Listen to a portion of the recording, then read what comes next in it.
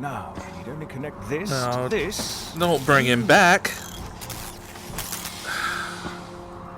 Yeah, hit him. That should do it. Ha-ha!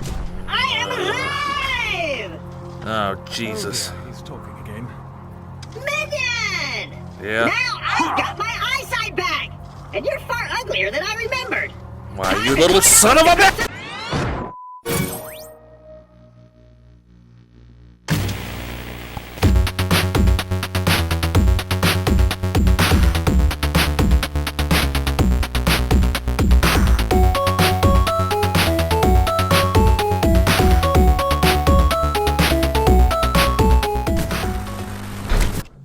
From the team that brought you Duke Nukem Forever, Gearbox Software. Ladies and gentlemen, boys and girls, Hyperion, and Vault Hunters, this is Borderlands 2 VR with your boy ChollayMurphay.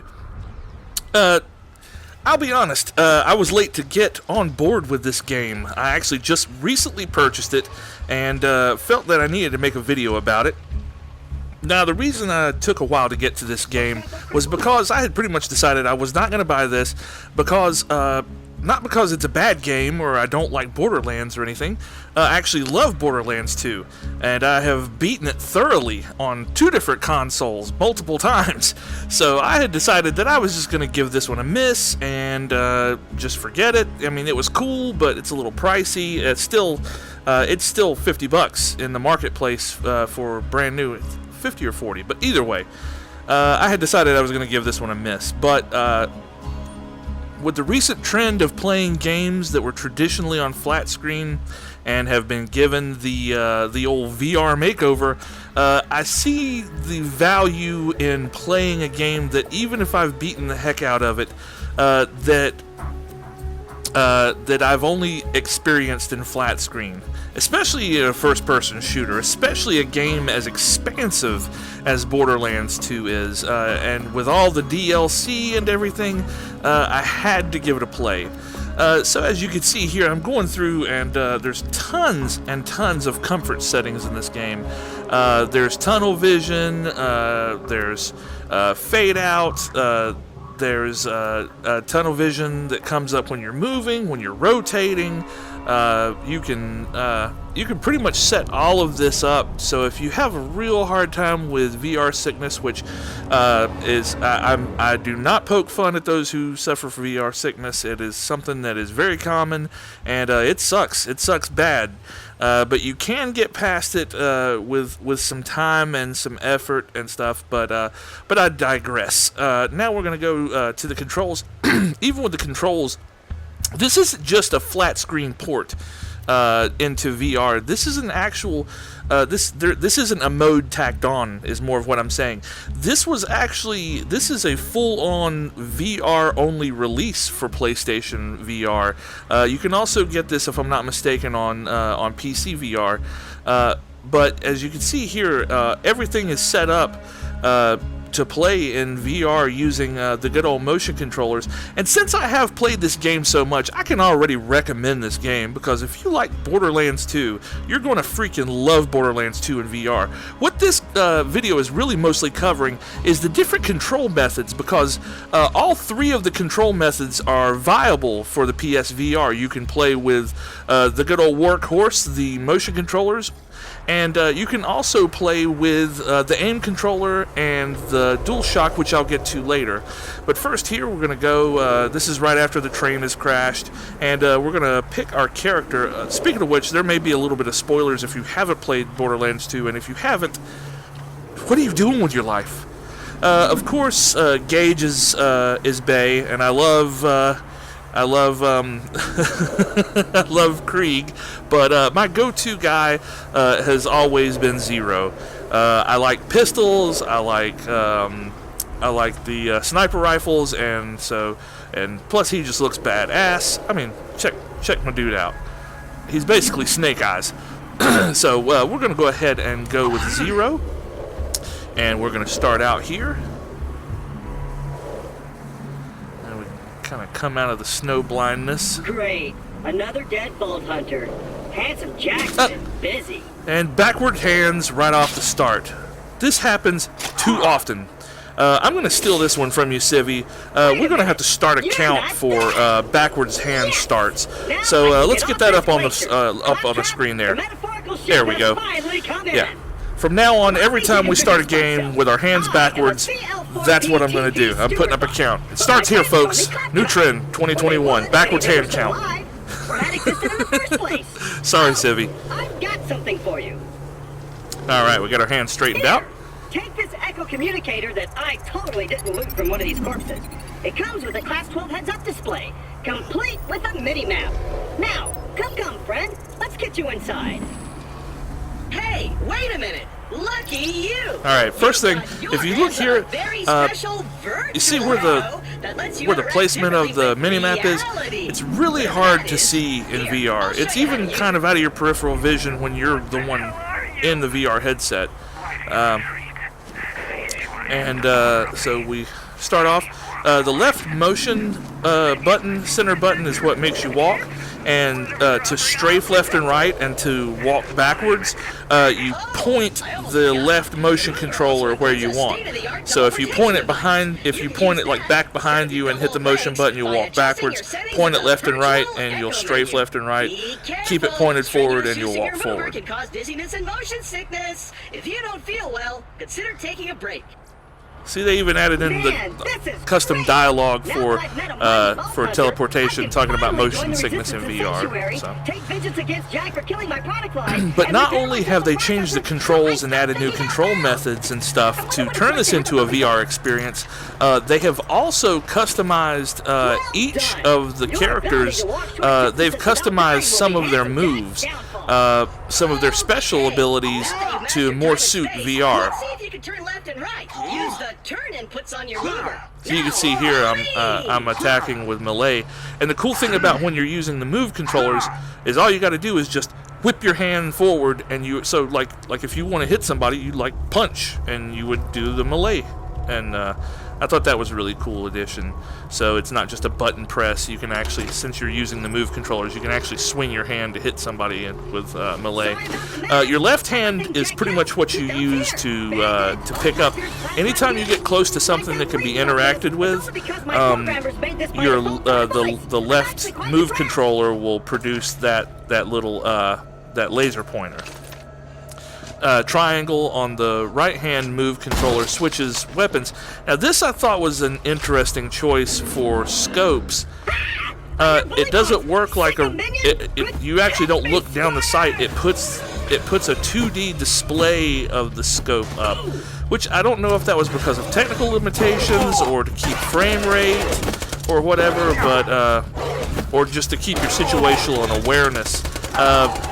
But I thought that was an odd choice. But it works, I mean, so really can't complain about it. It takes just a little bit of time to get used to the controls, but I mean, let's go.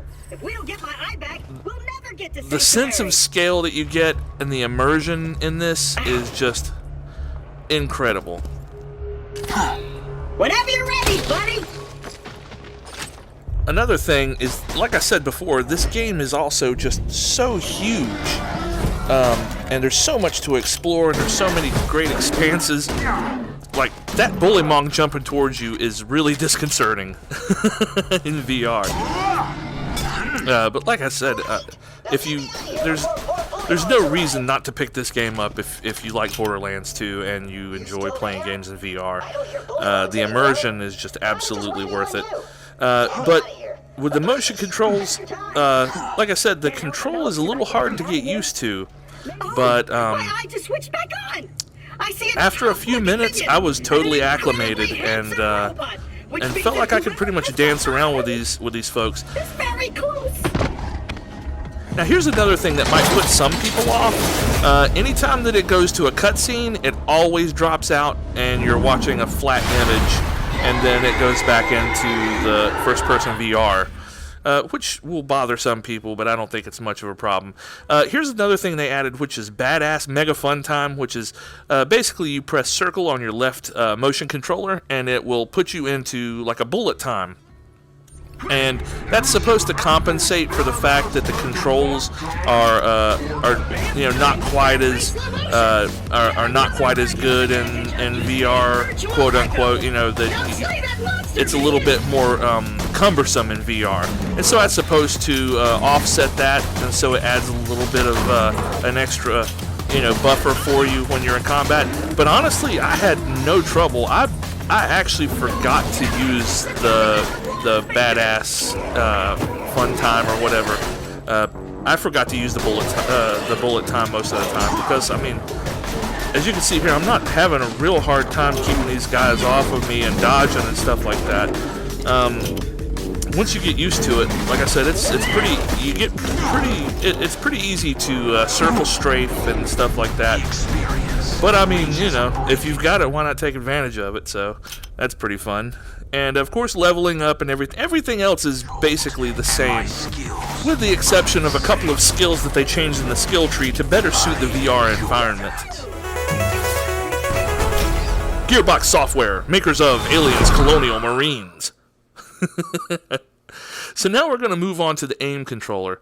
As you can see here, it's a perfect one-to-one representation in VR. It's kind of creepy. It's awesome feeling. Here, we'll let this load up here for a second. Watch the frame rate chug. It straightens out after that, though. Then it's buttery smooth the rest of the time. But basically, it's kind of a small miracle how it just uses the light tracking on the ball on the front and the sensors that are inside, and it's able to produce this one-to-one scale model inside VR. So it feels completely immersive. Now we get into gameplay, and as you can see here, every gun model now has you holding it two-handed because you basically have to. On the aim controller, there's an analog stick on the front part of the gun and an analog stick on the back of the gun, and you used one to turn and you used one to move around. Now you would think that this would make it a lot easier to move around and stuff, but to be honest, it feels kind of clumsy because unless you hold the gun perfectly straight forward, the analog sticks, it's like they change how their direction works so that no matter how you're holding the gun, forward is always forward and everything. And I thought that would help and it would feel easier, but it feels harder to control to me. And I was thinking, well, of course accuracy is going to be much better using the aim controller because you're pointing the gun. But the thing is, that's not how guns work in Borderlands 2. Guns have their own accuracy, and so you can point it straight all you want to. And you're not always going to hit, even if you're pointing straight at what you're shooting at. And so the aim part really doesn't even help that much. And as you can see here, I'm down. I'm trying to get my second wind. That was one of the only times that I was downed in my whole playtime so far, which has been about 6 hours, 6 to 8 hours. Out of all that time, I got down twice, and both of them were when I was using the aim controller. Now, I mean, it looks here like I'm having a pretty easy time moving around and stuff, but it feels really awkward. Here you could stop and take a look at the controls real quick. As you can see there, you have your D-pad towards the front, and right above it is your analog stick. The options and capture buttons are right above that. Then you have your trigger. Your left and right shoulder buttons are on the front side of the gun on the opposite side of the D-pad. Your other stick is right there towards the back. And it just, I don't know, it's not, I took plenty of time to get used to it, and it wasn't that it wasn't intuitive or anything, it just always felt awkward.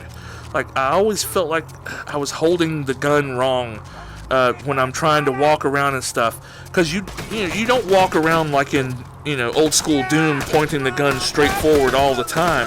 You kind of hold a gun at like a 45-degree angle towards your body, pointing down most of the time. And then when you try to use the analog stick, it doesn't move you in the way that you think that it should. So like I said, I could play with it, and it would be fine. Immersively, it feels really cool, especially if you're using, like like one of the submachine guns or a shotgun or something.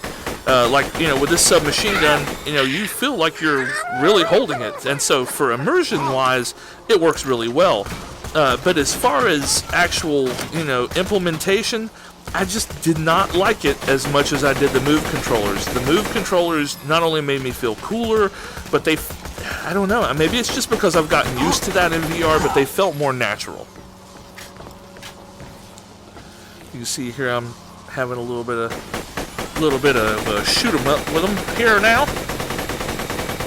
And see, like I was saying, it doesn't matter if you're holding a gun peripheral or not. Borderlands 2 guns pretty much just aim how they're going to aim according to your stats and the stats of the gun. Like I said, as far as immersion goes, though, it was really cool. I guess that's another thing about that is there's not a whole lot of games for the PSVR that use the aim peripheral. There's a lot more than there used to be, but they're still not nearly as prolific as the Move controllers. The Move controllers are pretty much the workhorse of the PSVR because they feel the most natural in a VR environment, to me at least. But maybe that's another reason that I'm just not quite used to using it as much as I do the Move controllers. But still, if you have one of the aim controllers, you might have a better experience with it than I did.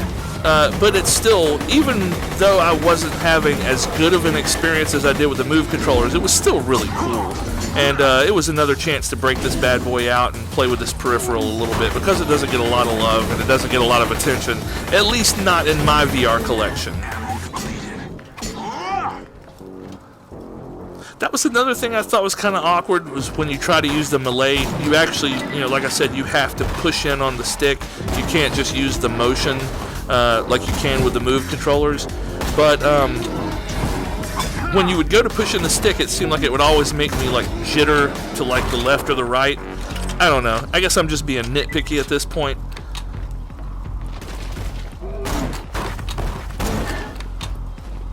Yeah, at this point I had given up even trying to go into scoped mode with the guns. So finally, we land on the DualShock.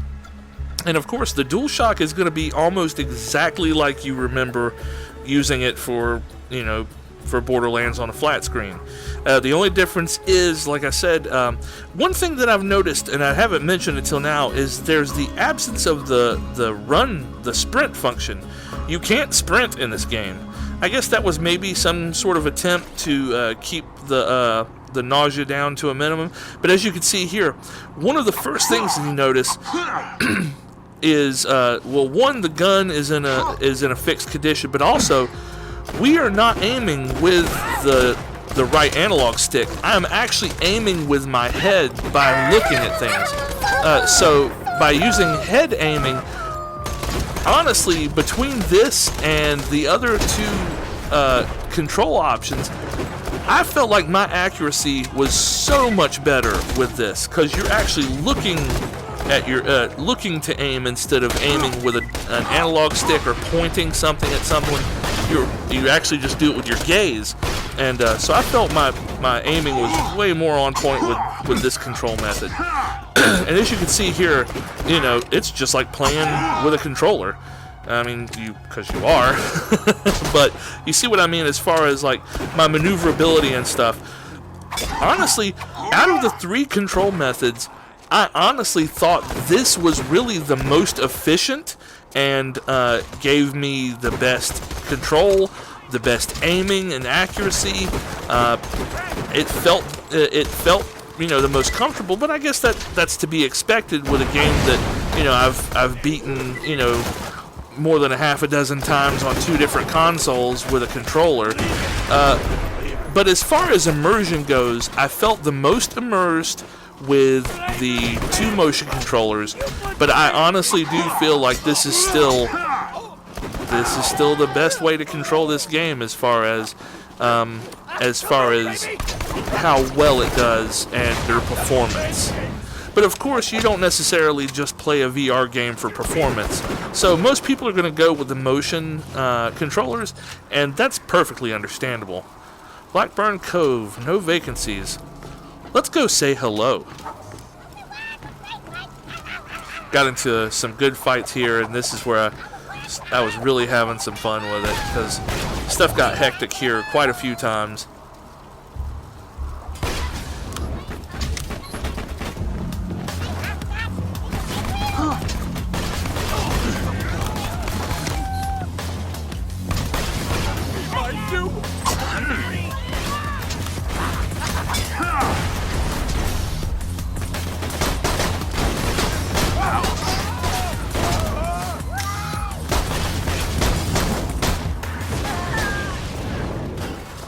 I know I've been doing a lot of talking in circles with this game, because pretty much really all I have to share with you as far as my experience goes is how the different peripherals felt like, the different control methods.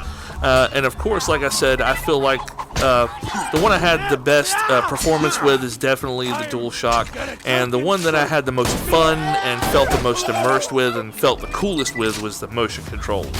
Of course, like I said though, the aim controller, some people are going to love it. I'm just not one of those people. It functions just fine. It functions properly. If you're really used to using an aim controller, you'll probably have a much better time with it than I did. But of those two, of the three control methods, I feel those two were the best. Really, I don't have to cheerlead for this game. Everybody knows Borderlands 2, and really this is, if you like Borderlands 2, this is just more of it in VR. And the VR is really actually worth it. I mean, even if you own 2 copies of this game, it's worth it to have it in VR. It's worth it to experience it the way I got to experience it. And it's just, I really feel lucky to live right now when we're actually finally starting to get these experiences where they're taking things that we enjoyed before and putting them into VR. And especially with like the recent release of Hitman in VR, which I just covered recently, and playing this in VR. And there's a new, there's actually been Layers of Fear has been announced for VR, which is another horror game. They put Resident Evil in VR. It's just, it's a renaissance for VR right now. VR is really starting to finally come into its own, and I just feel super lucky to be experiencing it now, and this is definitely a game worth experiencing. But there we go, folks. Like I said, I know I did a lot of repeating myself, a lot of talking in circles, but honestly, the reason that I wanted to make this video was just to get it out there that if you have seen this game and you've put off getting it because you think, I've played this before, what's going to be different in VR? It's going to be a lot different in VR, and it's definitely worth your time, and it's definitely worth a purchase. Folks, I appreciate you stopping by and watching me play some more video games and be silly again. Please come by and see me be silly and play video games again soon. If you can, like, share, and subscribe, and I'll catch you guys next time.